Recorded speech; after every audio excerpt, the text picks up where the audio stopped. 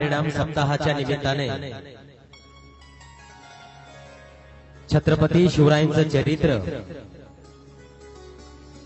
प्रत्येक घरामध्ये पोहोचावं याकरता भीष्माची प्रतिज्ञा,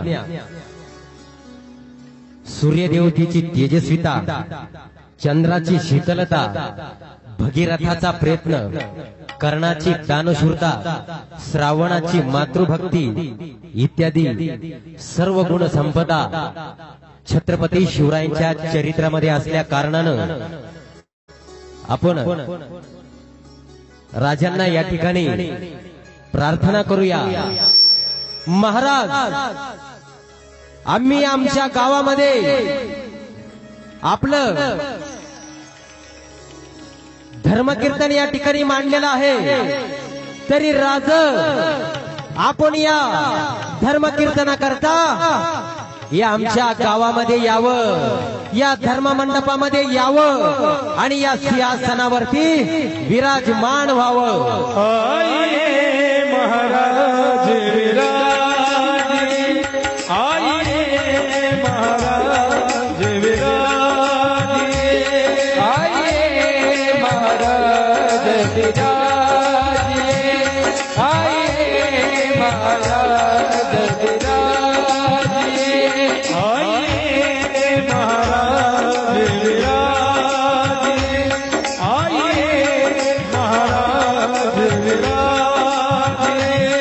आइए महाराज विराजे, आइए महाराज विराजे।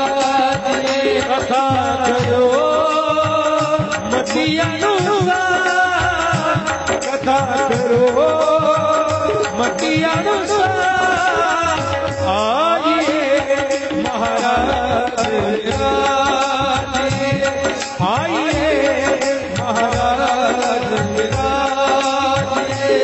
आइए महाराज विराजे, आइए महाराज विराजे। प्रेम सहित गति करो, प्रेम सहित गति करो, प्रेम सहित गति करो, प्रेम सहित गति करो। बधारे जिजब कुमार, बधारे जिजब कुमार, आइए महाराज विराजे, आइए महाराज विराजे, आइए महाराज विराजे, आइए महाराज विराजे।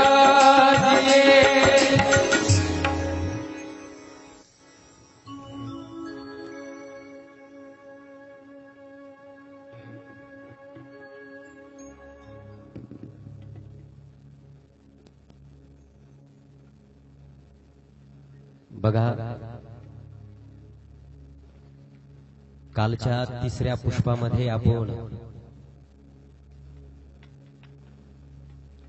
शिवबाराजांचा देखणा असा लग्न सोहळा आपण बघितला। महाराजांनी व मावळ्यांनी कशी स्वराज्याची शपथ मावळ्यांच्या सोबत, सवंगड्यांच्या सोबत रोहिडेश्वरावरती घेतली आणि बघता बघता स्वराज्याचं पहिलं पाऊल रोहिडेश्वराच्या रूपानं पडलं। त्यानंतर राजांचं लक्ष आता तोरण्याकडे लागलं होतं, कारण तोरणा म्हणजे आकाशाला भिडणारा किल्ला आणि या किल्ल्यावरचा किल्लेदार जो होता तो गाफील होता आणि त्याचाच फायदा राजांनी उचलायचा ठरवला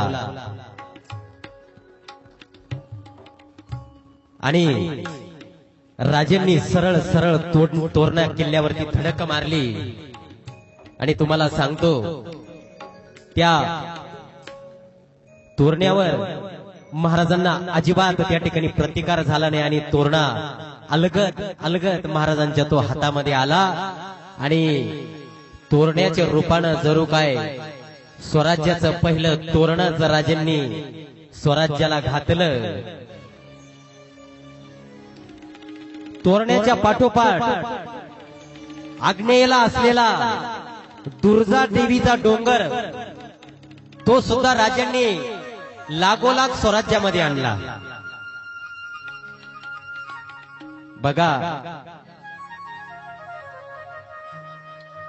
लुटूपुटूचा खेळ कसा खेळतात तसं राजांनी आणि मावळ्यांनी शत्रूचे किल्ले असे घ्यायला सुरुवात केली.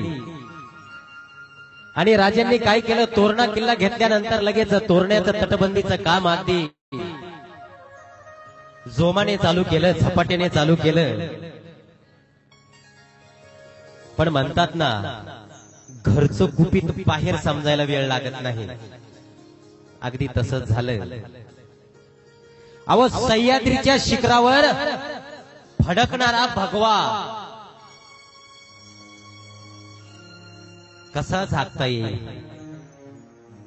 आणि सुभान मंगळच्या किल्ल्यावरचा जो शिरवळच्या सुभान मंगळच्या किल्ल्यावरचा किल्लेदार होता, ठाणेदार होता मिया रहीम, यानं खलिता लिहिला आणि आदिलशहाला बातमी कळवली राजांच्या विरोधात की शिवबाराजे एक एक एक एक किल्ला बळकावताय. आणि ही बातमी जाऊन धडकली तिकडं. इकडं राजांनी गडाच्या तटाचं काम चालू केलं. बुर्ज जी ढासळलेली होती ती अगदी आपल्याला चांगल्या पद्धतीनं कशी करता येईल, लढते किल्ले ठेवायचे असतात म्हणून ते बुर्जाचे तट राजांनी अगदी सुंदर पद्धतीने त्या ठिकाणी बांधकाम चालू केलं. आणि एक दिवस राजांना बातमी आली की तानाजी राजांना भेटायला आले. राजे थोडेसे अस्वस्थ होते, कारण गडकोट किल्ले चालू करायचे, बांधकाम त्याचं चालू करायचं म्हटल्यावर पैसा लागतो. राजे पैशांच्या विवेचनेत होते. आणि राजांना कळवण्यात आलं तानाजी आले. राजे विचार करायला लागले, एवढ्या तातडीनं तान्या आला तरी कसा. आता तान्या भेटायला आला म्हटल्यावर काहीतरी खबर बातमी असली पाहिजे. आणि राजे तान्याला भेटायला गेले. तान्याने लगेच सांगितलं, राज गडाचं काम चालू होतं. गडाचं काम चालू असताना एक धनानं भरलेला हंडा सापडला. राज अहो, ही बातमी कळतात जणू काही जगदंबेनेच राजांना साक्षात आशीर्वाद दिला. अहो, राजाची काळजी मिटली. राजांच्या चेहऱ्यावर इतकं हास्य उमटलं. राजांना लागोलाग ही बातमी आऊसाहेबांना सांगितली. आऊसाहेब, गडावर काम चालू होतं. काम चालू असताना धनानं भरलेला हांडा सापडला. आऊसाहेब, आऊसाहेबांच्याही चेहऱ्यावर प्रचंड आनंद झाला. आऊसाहेबांनी राजांना सांगितलं, राज, हे धन आपलं नाही बर का, हे धन स्वराज्याचं आहे. हे धन आपलं नाही. आई बोलती झाली मुलाला. राजे सुद्धा तानाजीला म्हणाले, ताना, हे धन आपलं नाही, हे धन स्वराज्याचं धन आहे. आणि मग वाजत गाजत तो सापडलेला धनाचा हंडा वाड्यावरती आणण्यात आला. आणि त्याची मोजदाद झाली, किती धन आहे. मग राजांनी त्या द्रवामधून शस्त्र खरेदी केली, बंदुका खरेदी केल्या. आणि त्याच दरम्यान विजापूरवरून एक खलिता आला. राजांनी खलिता वाचला, कारण ह्या एखाद्या पठ्ठ्यानं राजाच्या विरुद्ध तक्रार केली होती ना विजापूरला. मग आता त्याचं उत्तर कसं येणार नाही. तिकडून लगेच खलिता आला विजापूर दरबारातून. राजांना त्या ठिकाणी फटकारण्यात आलं होतं त्या खलित्यामधून. त्या खलित्यात लिहिलं होतं, तुम्ही जर विजापूरच्या विरोधात जर बंड कराल तर तुम्हाला पकडून विजापूरला नेऊन राज तुमची गर्दन मारण्यात येईल. सज्जड दम देण्यात आला होता राजांना. खलिता वाचला राजांनी. आणि दरम्यानच्या काळात काय झालं, मधुजी निंबाळकरांनी म्हणजे सईबाईंचे वडील, राजांचे सासरे, ते पण राजांच्या विरोधात गेले होते, कारण ते विजापूरचे चाकरदार होते, सेवक होते ते. राजांनी त्यांच्याबरोबर चर्चा केली, त्यांना समजून सांगितलं, आता जावयाच्या पुढे सासरा जाईल का हो, सांगा ना. आता जावई म्हणल्यावर अवघड जागी दुख नाही, ऐकावंच लागतं जावयाचं. समजून सांगितलं मधुजी निंबाळकरांना, राजांनी पटवून दिलं. मधुजींनी ऐकलं आणि मधुजींनी ऐकलं, मधुजींना आपल्या गोटात करून घेतलं. मग आता विजापूर दरबार शांत बसणार आहे का? विजापूर दरबारानं काय केलं, आदिलशाही सरदार अंबर खानाला फलटणवर अचानक स्वारी करून पाठवलं मधुजी निंबाळकरांच्या परगण्यावर आणि बजाजींना कैद केलं. बजाजी म्हणजे मधुजी निंबाळकरांचा मुलगा. बजाजींना कैद करण्यात आलं आणि बजाजींना कैद करून विजापूरला नेण्यात आलं. आणि माता माऊल्यांनो, बजाजी निंबाळकरांना बळजबरीने मुसलमान करण्यात आलं. म्हणजे बघा किती महागात पडलं. बजाजी निंबाळकरांना मुसलमान करण्यात आलं. अरे ज्यांची बहीण शहाजी राजांसारख्या सरदाराच्या मुलाला केलेली होती, त्या सरदाराला पाठवल्याचा आनंद त्या विजापूर दरबाराच्या सुलतानाला झाला. आनंद झाला, हसला तो आनंद झाला त्याला. बजाजींना पाठवण्यात आलं. अहो, पाठवून इथपर्यंत तो थांबला नाही. त्या बादशाहनं आनंदाच्या भरात स्वतःची मुलगी बजाजींना देऊन त्यांचा विवाह सोहळा तिथं लावला. अहो, हे कळाल्यावर सईबाई साहेबांना प्रचंड दुःख झालं.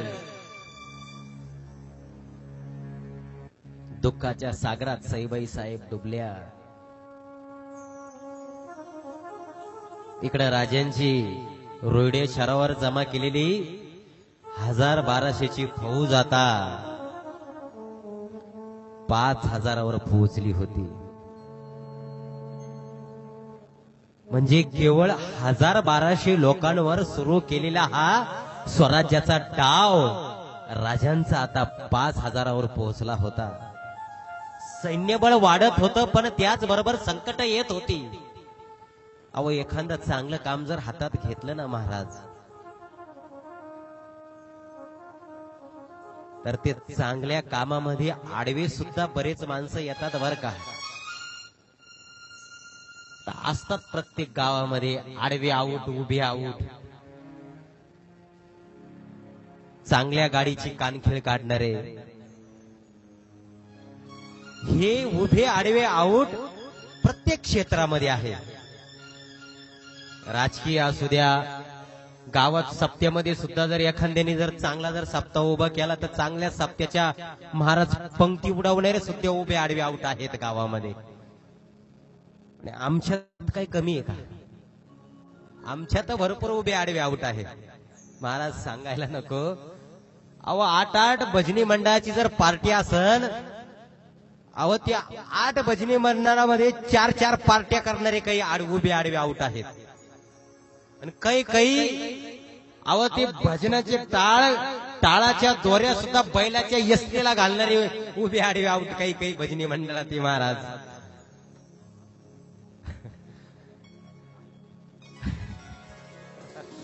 ते त्यावेळेस पण होते, आत्ताही होते बघा. आणि महाराजांची जी फौज 5,000वर झाली होती थोड्याच दिवसात दादोजी नरसप्रभूंच्या संमतीनं, तुम्हाला सांगतो बघा, राजकारण करत असताना, समाजकारण करत असताना नुसतंच प्रत्येक वेळेस लढाया करून चालत नसतं.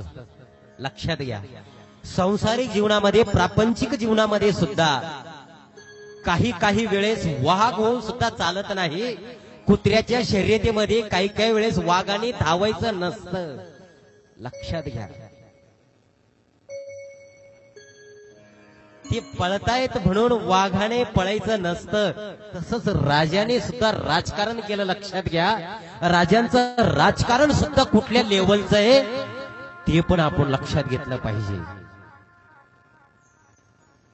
कुठल्या वेळेस तलवार चालवायची आणि कुठल्या वेळेस बुद्धी चालवायची. अहो, संकटांना सामोरं जात असताना सुद्धा प्रत्येक वेळेस 2 हात करण्याची गरज नसते. काही काही वेळेस शांत बसून सुद्धा ते 2-4 दिवसाचं वादळ निघून जात. ते काय थोडीशी धुळवट उडवतं आणि निघून जात. तसंच राजांनी सुद्धा इथं बुद्धिमत्ता चालवली. लक्षात घ्या, राजांच्या चरित्रामध्ये बुद्धिमत्तेची अनेक उदाहरणं आहेत. तसं हे उदाहरण आहे.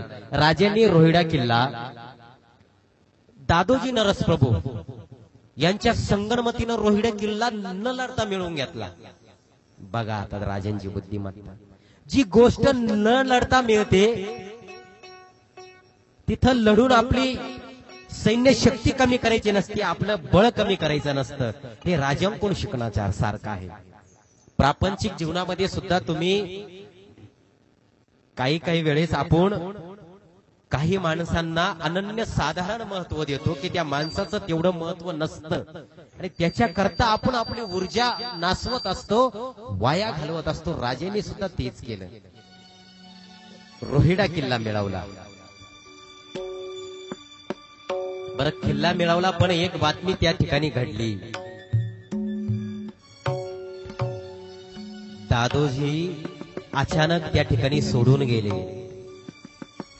राजांना प्रचंड दुःख झालं. अरे, स्वराज्य स्थापनेपासून दादोजी, बघा कोंढाणा कसा मिळवला. कोंढाणा किल्ला, त्या कोंढाणा किल्ल्यावरती पुण्याचे हवालदार होते, खेडे खोबऱ्याचे बापूजी नर्रेकर. बरं, आता ह्या बापूजी नर्रेकरांचे जे मित्र होते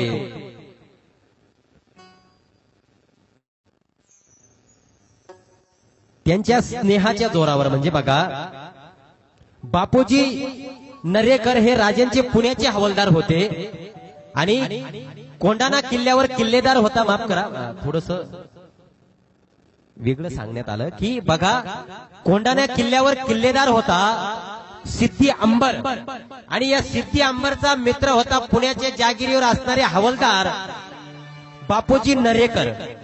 राजांनी काय डाव टाकला, या बापूजी नर्रेकराच्या मध्यस्थीने सिद्धी अंबरला फितवलं आणि कोंढाणा किल्ला ताब्यात घेतला. फक्त बुद्धिमत्ता चालवली, अजिबात लढाई नाही, काही नाही, काही नाही. बरं, आता कोंढाणा आला, रोहिडा आला, रोहिडेश्वर आला, दुर्गा देवीचा डोंगर आला, आता लक्ष पुरंदर. आता बारामती, सुपे, पुरंदर हे राजांचे परगणे जरी असले त्यांचा बंदोबस्त व्हायला हवा, म्हणून राजाने काय केलं बघा, यांचा बंदोबस्त करणे राजांना गरजेचं होतं.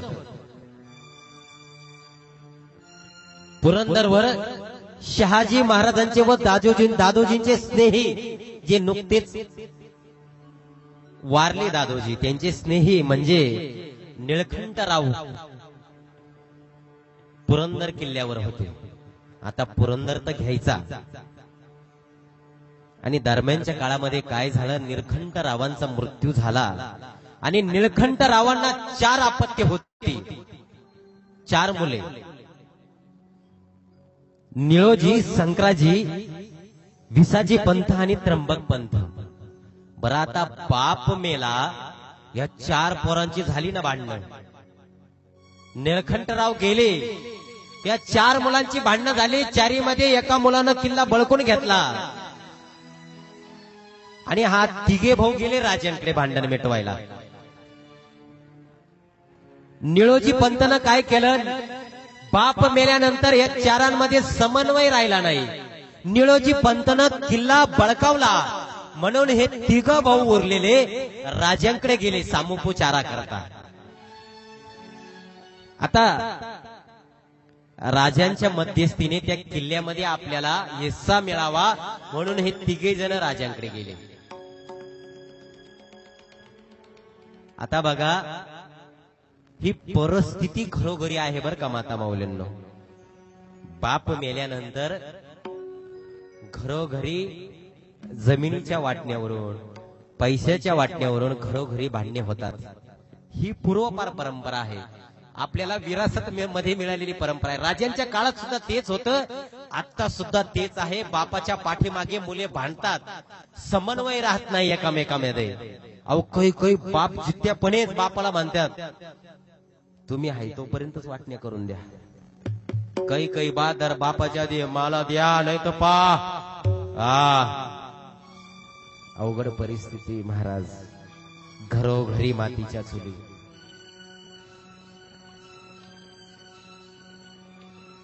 केशव महाराजांच्या तिथं बसलेलो होतो. आल्यानंतर बिचाऱ्या माऊल्या दररोज चहा पाणी करतात मला. आमचा त्याच विषय चालू होता आणि महाराज नुकता तोच विषय आला बघा.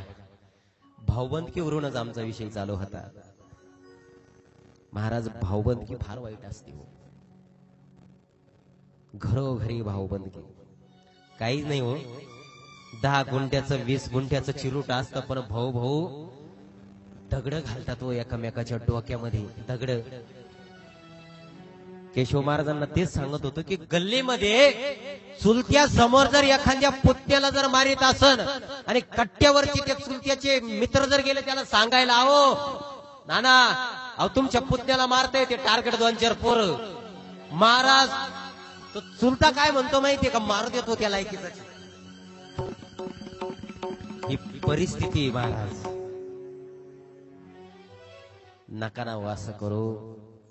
आज 90% घरामध्ये सक्का भाऊ भावाबरोबर बोलत नाही हो. आहे ना खरी परिस्थिती, बरोबर ना माता माऊलींना. जावा आहे का जावा? आय आय आय आय. भाऊ भावाबरोबर बोलत नाही हो. फार वाईट परिस्थिती. का बरं विसरतात हो तुम्ही? एकाच आईचं रक्त या धमण्यांमध्ये सळसळत ना. अहो पाठीला पाठ लावून येतात हो. अहो लहानपणी मोठा भाऊ पाठीराखा असतो लहान्या भावाचा. गल्लीत जर कुणी जर मारलं ना लहान्या भावाला, तो मोठा भाऊ पाया वर करू करू चड्डी गळती खाली, पण त्याला तो हाणणार म्हणजे हाणणार. किती प्रेम, किती प्रेम. महाराज मोठं झाल्यावर नेमकी काय, लग्न झाल्यावर काय भानगड होती काहीच कळत नाही हो. लगेच एका घरामध्ये 2 भीती, याच तिकडं त्याच तिकडं. फ्रीज वरून भांडणं, लाटणं, पोळपाट एकाकडे तर लाटणं एकाकडे, म्हातारी एकाकडे तर म्हातारा एकाकडे. म्हातारपणात अहो ते म्हातारीला भाकर वेळेवर नाही तुमच्या भांडणापायी. नका ना असं करू. बघा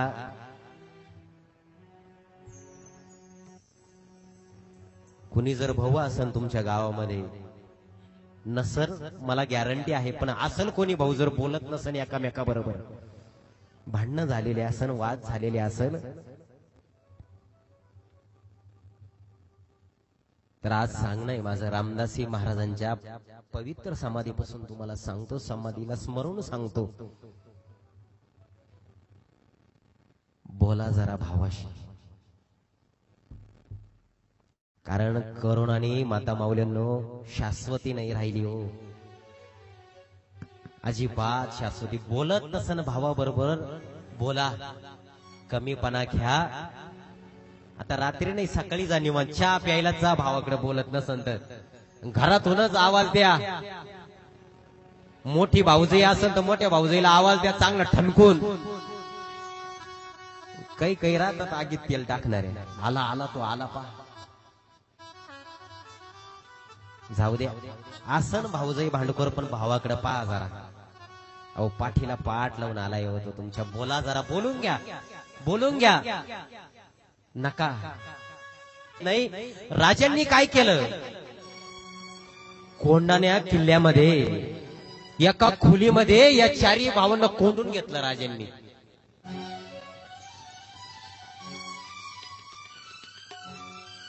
आणि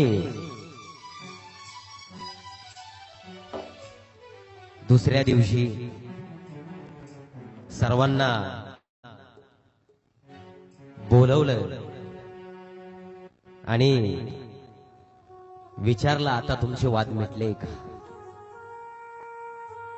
चारी भाऊ म्हणाले, हो मिटले. महाराज, भाऊ वाईट नसतात हो, भावाचं भावाबरोबर काहीच नसतं. बोलू का? तुम्हाला माहिती काय बोलणार रे मी? महाराज, भावा भावाचं काहीच नसतं हो, पण ही आग्या मोहळाची माशी जर आली ना, आय आय आय भुन भुन भुन भुन भुन भुन. सांगते तुम्हाला वेगळे गा, सांगते तुम्हाला वेगळे गा, वेगळे गा, सांगते तुम्हाला वेगळे गा, सांगते तुम्हाला वेगळे गा, सांगते तुम्हाला वेगळे गा, सांगते तुम्हाला वेगळे गा, सांगते तुम्हाला वेगळे गा. गुणी संसार बघा, गुणी संसार बघा, गुणी संसार बघा, गुणी संसार बघा. सांगते तुम्हाला वेगळे गा, सांगते तुम्हाला वेगळे गा, सांगते तुम्हाला वेगळे गा, सांगते तुम्हाला वेगळे गा, सांगते तुम्हाला वेगळे गा, सांगते तुम्हाला वेगळे गा, सांगते तुम्हाला वेगळे गा, सांगते तुम्हाला वेगळे गा. क्या बात है. मला जे बोलायचं ते महाराजांनी बहुधा सांगून टाकलंय तुम्हाला बघा. आणि तो निळकंठरावांच्या मुलांचा ग्रह खल संपला. राजांनी त्यांना सांगितलं, अरे माझ्या जागी जर मुघल असते तर केव्हाच हा किल्ला गळींकृत करून टाकला असता. राजांनी सामोपचाराने भांडणं मिटवली. तसे सामोपचाराने भांडणं मिटवणारे राजांसारखे आता कोणी राहिलं नाही. काडी लावणारेच भरपूर झाले. त्यामुळे भावाभावांची भांडणं मिटायचं नाव घेईना. असो, आपल्याला विषयांतर करायचं नाही. त्यानंतर बघा, राजांनी पुढचं लक्ष चाकणचा किल्ला. चाकणच्या किल्ल्यावर किल्लेदार होते फिरंगोजी नरसाळा. आपल्याला चाकणची पुढची लढाई बघायची आहे. अफजल खानाचा जेव्हा वध येणार त्यावेळेस चाकणची लढाई म्हणजे तुम्हाला सांगतो इतिहासात अजरामर करणारी लढाई आहे. तुम्ही युट्यूबला जरी गेलात तरी तुम्हाला चाकणची लढाई ऐकायला मिळणार नाही. पण तुम्हाला कथेमध्ये आपले काही प्रसंग राहिले तरी चालेल. पुढच्या वर्षी म्हणा, कधी आपल्याला जर मला परत बोलवलं तर राहिलेले प्रसंग आपण बघू. पण आपल्याला प्रत्येक प्रसंग जवळून बघायचा आहे. तुम्ही युट्यूब करा, आताही युट्यूब करा. तुम्हाला चाकणच्या लढाईचा प्रसंग एकाही व्याख्यात्याकडून एकाही कोणाकडून तुम्ही आता युट्यूब करा. चाकणचा प्रसंग फक्त तुम्हाला किल्ल्याची माहिती ऐकायला मिळेल. पण फिरंगोजी नरसाळांनी इतिहासात अजरामर केलेली लढाई भुईकोट किल्ला आहे. फक्त ती लढाई पुढे आहे, तुम्हाला मी सांगणार. एक एक प्रसंग आपण सोडणार नाही. बघा, फिरंगोजी नरसाळा किल्लेदार होते. राजांनी तो गड सुद्धा फिरंगोजी नरसाळांना प्रेमाने घेऊन, विश्वासात घेऊन तो सुद्धा चाकण किल्ला ताब्यात घेतला राजांनी. आणि फिरंगोजी नरसाळांना त्या किल्ल्याचं पुन्हा एकदा किल्लेदार बनवलं आणि ती जबाबदारी त्यांच्यावर दिली. आणि चाकण किल्ल्यावर सुद्धा मानानं भगवा लहरू लागला. बोला छत्रपती शिवाजी महाराज की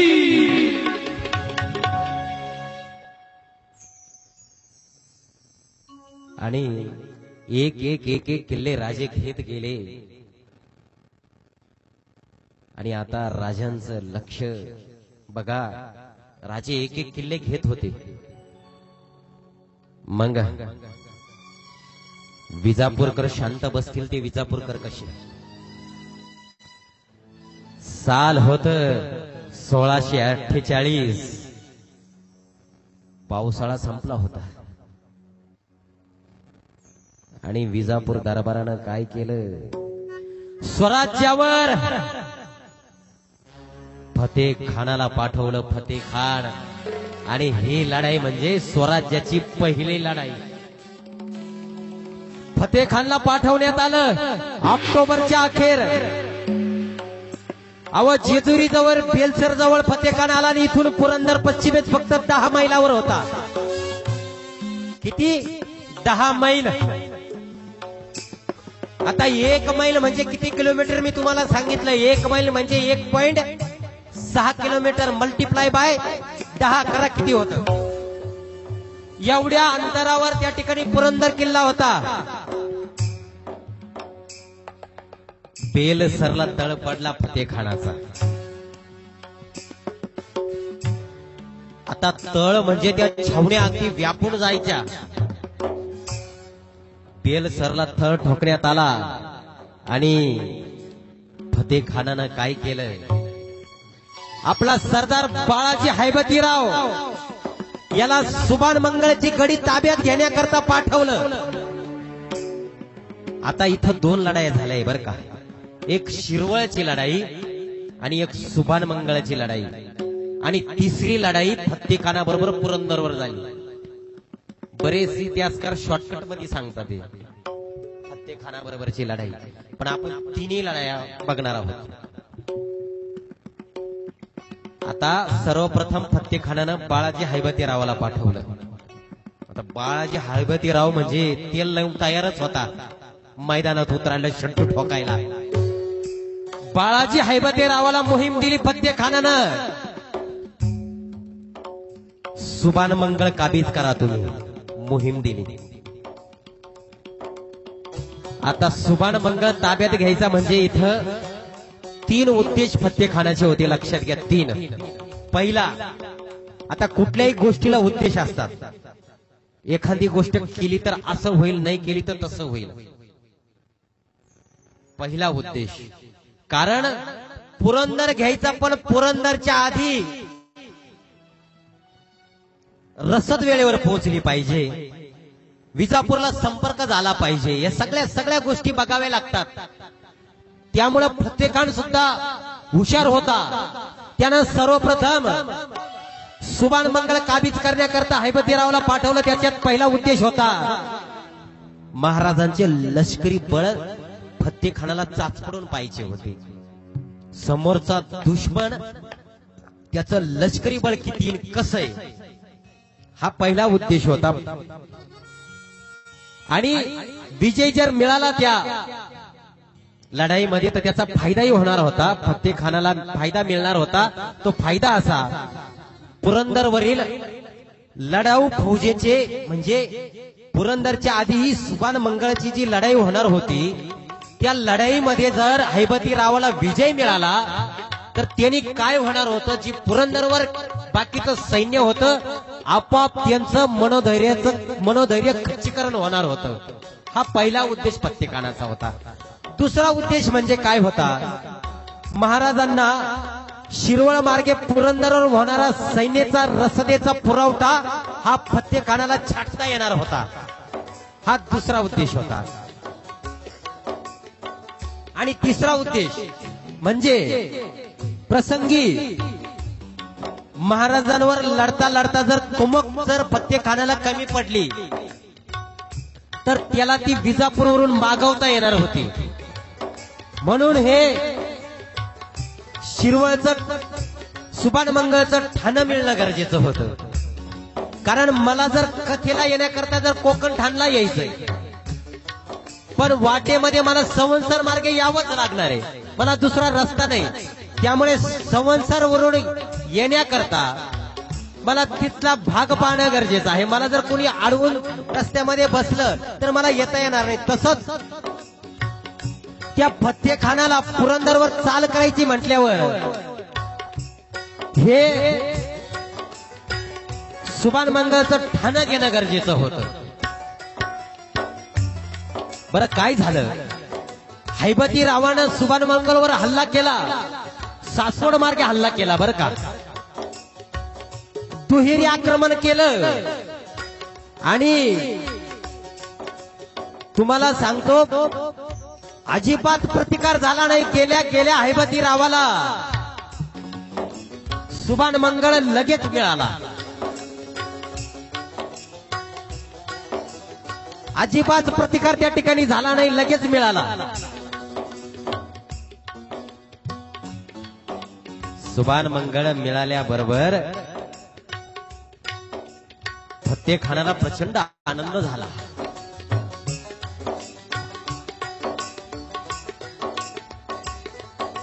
पण याच्या माग राजांची काय चाल होती, राजा काय डाळ शिजवीत होते हे फत्तेखानाला माहित नव्हतं. देऊन टाकला, नवे नवे देऊन टाकला सुभान मंगळ.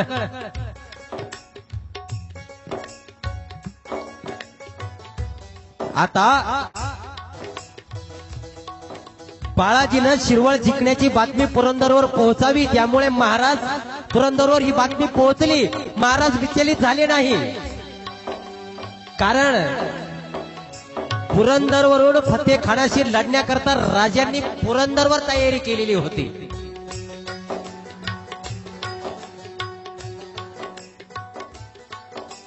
शत्रूला पहिला विजय राजांनी मिळवून दिला. शत्रू खुश झाला. एखादं वार्ड गेलं तर जाऊ द्या, एखादं वार्ड ताब्यात आलं म्हणून संपूर्ण ग्रामपंचायत ताब्यात येत नसते, लक्षात घ्या. तसंच राजांनी हे गणित आखलं होतं. एक वार्ड देऊन टाकलं, प्रचंड खुश झाले, भ्रमात राहिले. पण राजांनी पुरंदरवर तयारी केलेली होती.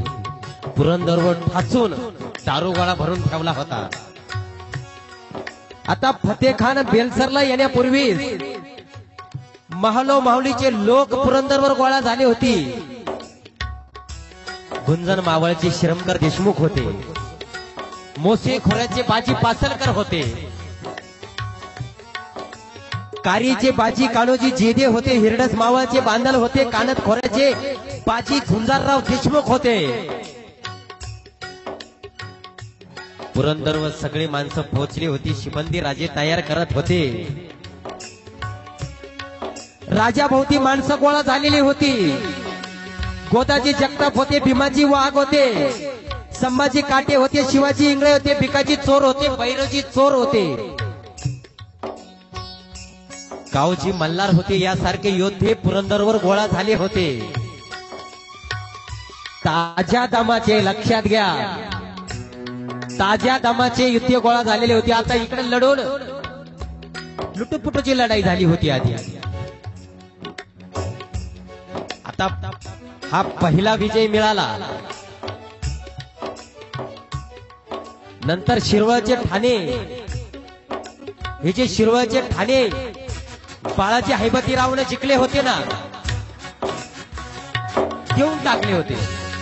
राजांनी काय केलं, हे शिरवळचे ठाणे पुन्हा आपल्या ताब्यात घेण्याकरता कावजी मल्हारला मोहीम दिली राजानं. आणि कावजी मल्हारच्या नेतृत्वाखाली ते देऊन टाकलं होतं, परत आता राजांना घ्यायचं होतं. म्हणून राजानं कावजी मल्हारच्या नेतृत्वाखाली गोदाजी जगताप, भीमाजी वाघ, संभाजी काटे, शिवबाई इंगळे, भिकाजी चोर, भैरवजी चोर या सगळ्यांना कावजी मल्हारांबरोबर पाठवलं. आणि बाजी पासलकर सुद्धा या मोहिमेत सामील झाले.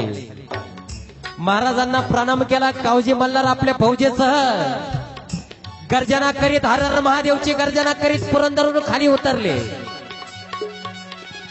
सायंकाळ झालेली होती. पुरंदरच्या तळाशी सैन्य शिरवरकर निघाले. आता पुरंदरवरून शिरवळ 7 कोसावर होते. आता कोसाचा सुद्धा हिशोब तुम्हाला मी आधी सांगितलाय बरं का.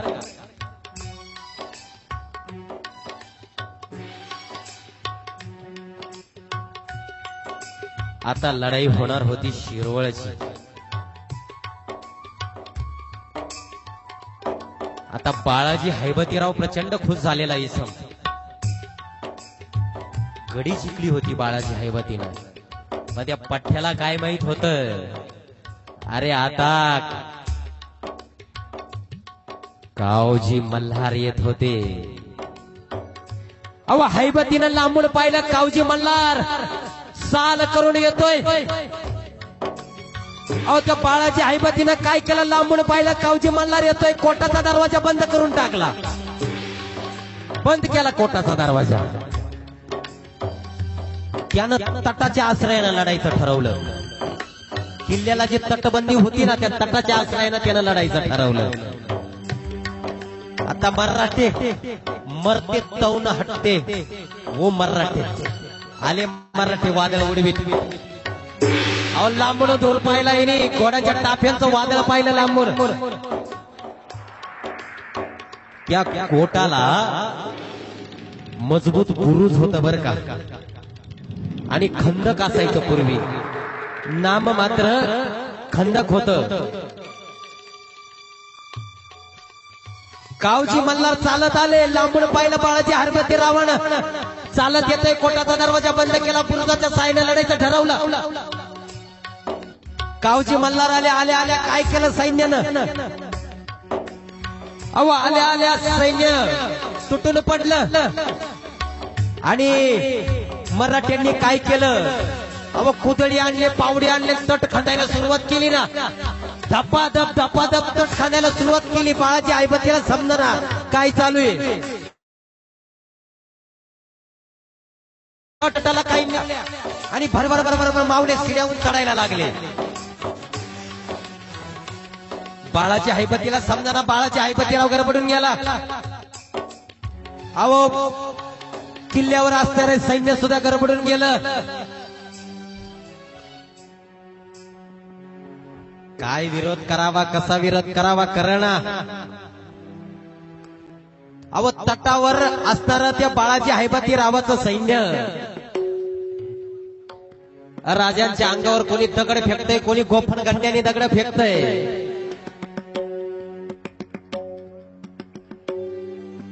पण तुम्हाला सांगतो मराठ्यांचा रणवेश एवढा होता, प्रचंड होता. मराठ्यांनी तट खंदून काढले. आणि क्षणार्धात तो शिरवळ मराठ्यांनी ताब्यामध्ये घेतला.